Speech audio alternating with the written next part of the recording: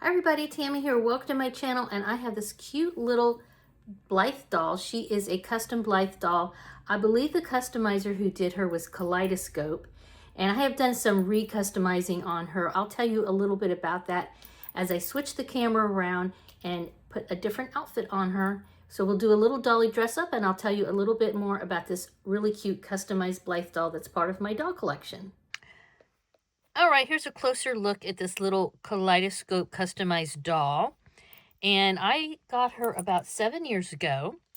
I have done quite a few changes to her since then. I got her secondhand at the time, and since I got her, I changed out her scalp. I'll put a link in the description box and show you her original unboxing. Originally, she did have red hair. It was a darker red than this mohair scalp that I put on her, but it was very greasy, and I was not real keen on it. She also had even though she was, the base doll was a AliExpress type doll, her body at the time was more of the traditional style, Takara type bodies. I switched her body out for a extra small, you can see like she's got no tatas practically, very small chested, extra small A-zone style body. So I changed that out. I also changed out her pull charms here. So different, what do you call it? Little different beads. And instead of, she had a couple of pull rings at the bottom, but I added these little charms. This is a carnelian carved cat. Yeah, there you go. You can see that. And then this is just like a copper circle disc with a imprint of a leaf in it. And then just some crystal beads, glass and crystal and metal beads on here.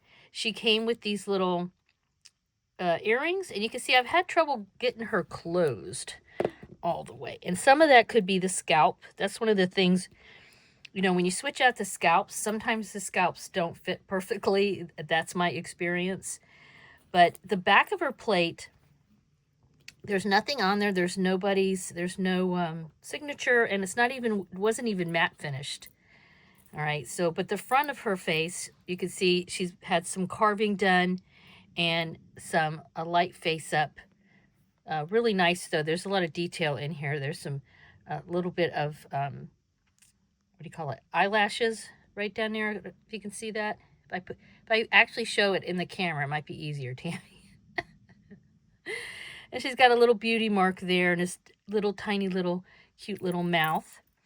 And those are some of her front-facing eye chips. All of her eye chips were switched out, and she has green eyeshadow that has like a pattern on it. Let me find the right cord here. You can see those eyelids, and there's a little bit of green eyeshadow above it. And then those are her side-facing. They're sort of green, front blue. Her eyes have been boggled, so her eyeballs are kind of higher up than usual. I kind of usually like to see a little bit of the eyelid, you know, my personal preference. So sometimes I'll pull it down a little bit like that so you can see just a little bit of the eyelid when I'm, you know, setting her up and stuff like that. More like that. Okay, and then her other eye chips are these brown ones. There you go, and back. So what are we going to put her in? Again, I have a collection here of dresses for her, all sort of related to Valentine's Day. Pinks, reds, flowers, that kind of thing. And then this is a dress I got from, in fact, this one and this one both came from CC Toys. So that would be cute. She's a really cute doll. You can see her head's a little loose. And I know if I took some elastic and put that around, I would keep her head from, you know, swerving around a lot. But I'm kind of leaning towards this. But I'm going to try a couple of different dresses off camera and come back and I'll show you what I ended up with. I love this mohair scalp. This is just beautiful, beautiful hair, very soft, and it is a weft. It's not rooted. And I got it off of somebody on Etsy years ago, many, many years ago. Not actually too far past the time I actually, acquired her 7 years ago.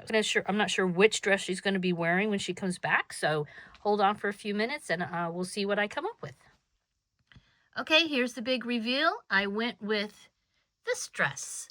It is sort of I don't know if I would call this white. It's not winter white, but then I hesitate to call it cream. So I don't know. I guess it could be a cream dress with white details that also have some silver, which is why I gave her some silver shoes.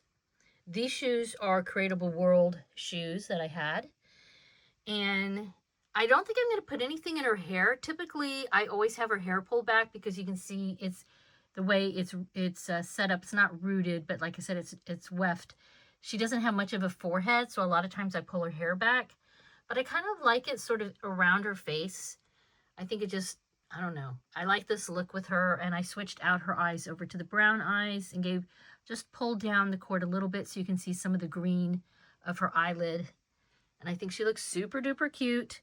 So I'm putting together my Valentine's Blythe doll shelf, dressing each doll one at a time, filming each one, and then at some point I will show you guys all the Blythe dolls on the shelf.